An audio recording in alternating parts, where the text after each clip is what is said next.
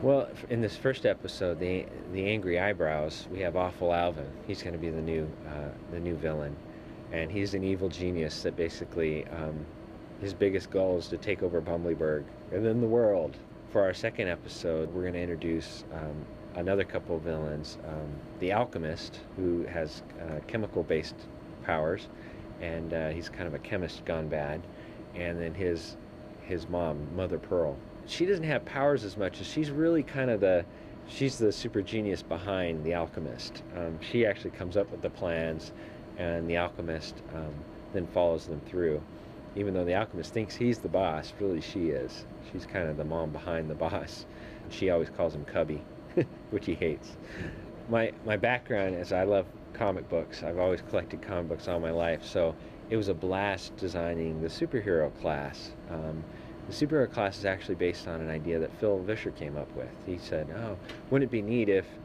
he always comes up with zany ideas. He said, "Well, wouldn't it be neat if Larryboy, at night, he had to go to the superhero school, and that's where he kind of learns his lessons on how to be a superhero, and we could populate that with other superheroes from other towns. They're all superheroes from nearby towns." So it's just a fun way to stock it full of these fun characters, other veggies that have other powers from other towns, and they're their town's protector. There's people like Lemon Twist, who's a lemon that has hurricane or tornado powers, and Bubblegum has got stretch powers. He can stretch. He's a piece of celery that can stretch and go into different shapes and sizes. And we have kind of a hulkish kind of character, really big character called Electromelon. He's got electrical powers. And there's Sweet Potato, a female character that's a sweet potato, but she's really strong.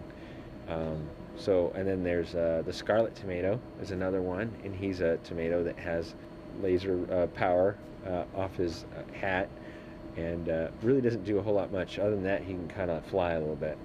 And then Bok Choy is the teacher, and he's a very wise character, and he always goes to the handbook, superhero handbook, to find out all the knowledge, and that's where he always kind of goes back to find out the good lesson for the day.